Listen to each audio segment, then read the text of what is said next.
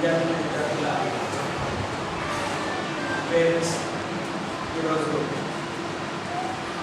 తల్లిదండ్రుల సమావేశానికి వచ్చినందుకు చాలా సంతోషం. అయితే మనకు ఉన్నది 240 మంది పిల్లలకు మనకు వచ్చింది చేసుకోవాలి. మా ఇక్కడ ఉద్దేశం ఏంటంటే ఈ సమావేశం ఉద్దేశం స్కూల్ పరంగా కావచ్చు, పిల్లల పరంగా కావచ్చు, ఏమైనా ప్రాబ్లమ్స్ ఉండడం ఇంకా దాని మీద డిస్కషన్ చేయడం, పాఠశాల అభివృద్ధి కూడా మీ వంతు సహాయ సూచనలు ఉంటాయనే ఉద్దేశం. అయితే కొందరు పిల్లలు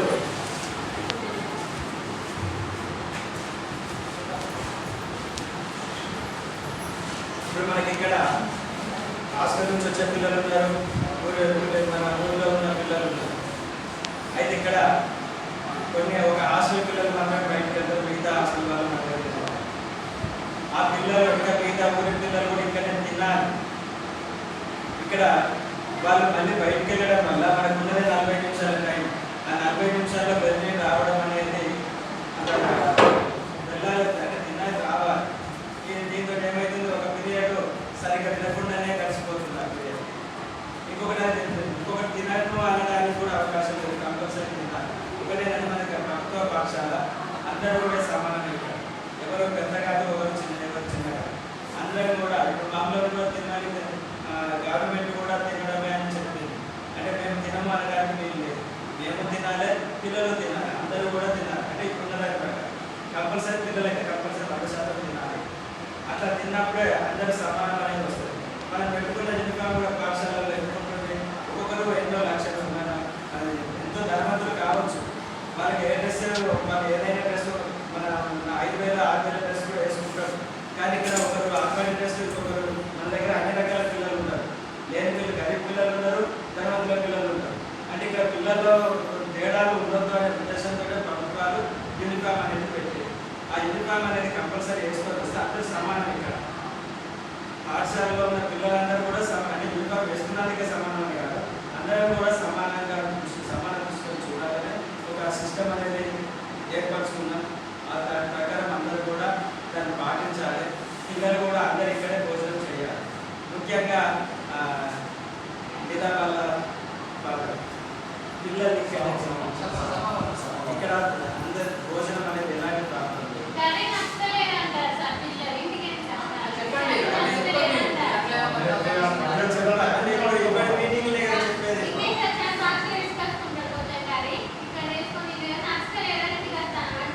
కారణం అదొకటి తిరగడం కోసం ఒక కారణం.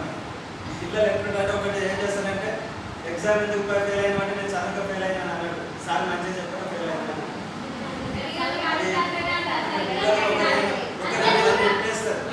చాలా మంది ఉంటారు. ఏంటి అంటే ఇక్కడ వాళ్ళకి ఏంటంటే ఆ తల్లి నచ్చకపోతే మంచిగా తినరు. అయితే ఏంటంటే ఇక్కడ మనం కూడా పిల్లల్ని అన్ని కర్రీస్ తినేటట్టు చేయాలి. ఒక కర్రీలో వచ్చే లాభించే పురుషులు ఇంకో రాదు. కాబట్టి అన్ని అలవాటు కావాలి అంటే అందరూ తినాలి. ఆ తిన్నారు ఇప్పుడు కొన్ని అది బాగా ఉండట్లేదు అనేది ఏం లేదు, వేడిగా ఉంటాయి. మేము కూడా చూస్తున్నాము, మా పర్యవేక్షణలో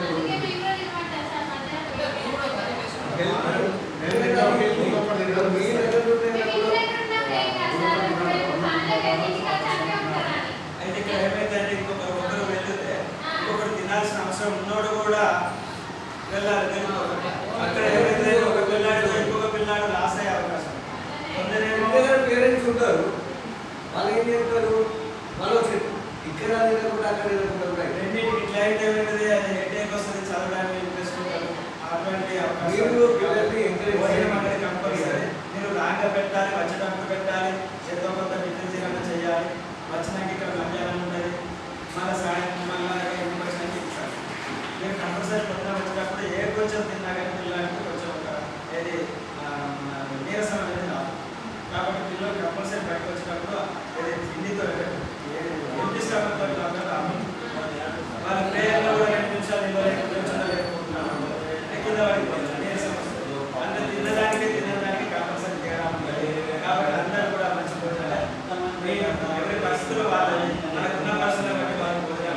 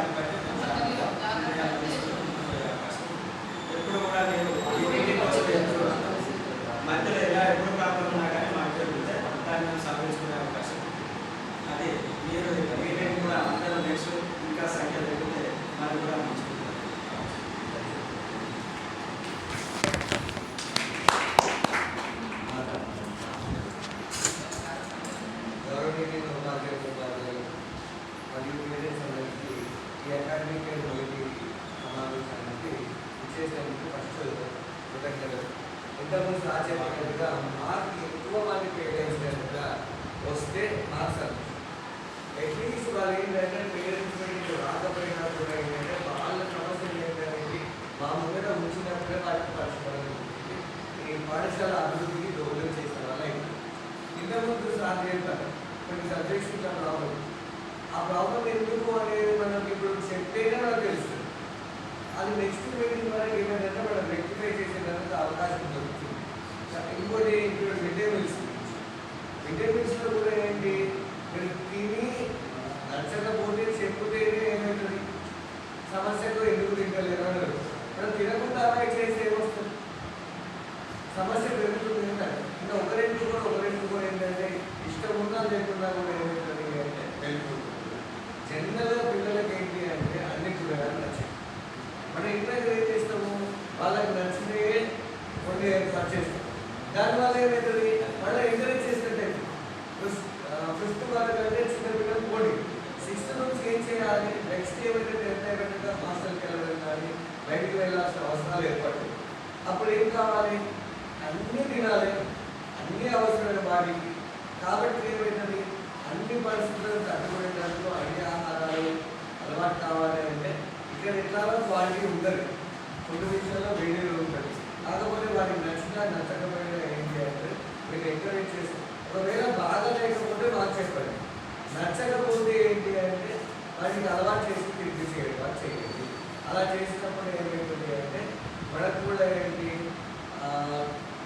క్వాలిటీ ఉన్నదా లేదా ఎందుకు తింటలేదా అనేది తెలుస్తుంది. దాన్ని కూడా మనం ఇంప్రూవ్ చేసుకుంటానికి అవకాశం ఉంది. కొంతమంది ఆత్మలో అదొకటి. నెక్స్ట్ యూనిఫామ్ విషయం మాట్లాడితే మనకి ఏంటి అంటే 7th to 9th previous uniforms ఉంది. ఎవరికో కొంతమందికి లేదు. మీరు కూడా పిల్లల్ని ఏం చేయండి అంటే యూనిఫామ్స్ వేసి పంపించండి. అట్లా రాకుండా ఉండడానికి డిసిప్లిన్ అందరికీ ఏంటంటే కామన్గా అందరూ సేమ్ అనే భావన దెబ్బతింటుంది. యూనిఫామ్ ఒక్కొక్కరు డ్రెస్తో రావడం అనేది అది పాఠశాల అట్మాస్ఫియర్ మంచి ఉండదు. పిల్లలందరూ సమానమైన భావన కావాలి అంటే యూనిఫామ్ కావాలి. ఇక్కడ నెక్స్ట్ ఏంటంటే జనరల్గా అంతకుముందు మనకు జూన్ 21 వరకే లేదా జూన్ 1st వీక్లో యూనిఫామ్స్ వచ్చేది. అండ్ ఇయర్ ఇంకా రాలేదు. నిన్ననే మనకు గవర్నర్ గారు కూడా అనౌన్స్ చేశారు ఏంటంటే 15 ఆగస్టు వరకు దాంట్లోనే యూనిఫామ్స్ కొన్ని కిట్లు ఇస్తామని చెప్పారు. అందులో షూ కానీ ఇంకా వేరే బ్యాగ్ కానీ డిఫరెంట్ ఐటమ్స్ ఒక కిట్ ఏర్పాటు చేయడం జరిగింది. వాటికి ఇస్తామని హామీ ఇవ్వడం జరిగింది. మేము కూడా వాటి కోసం వెయిట్ చేస్తున్నాం. అప్పటి వరకు ఏదన్నా పిల్లలు కూడా యూనిఫామ్స్ వేసి పంపించేది.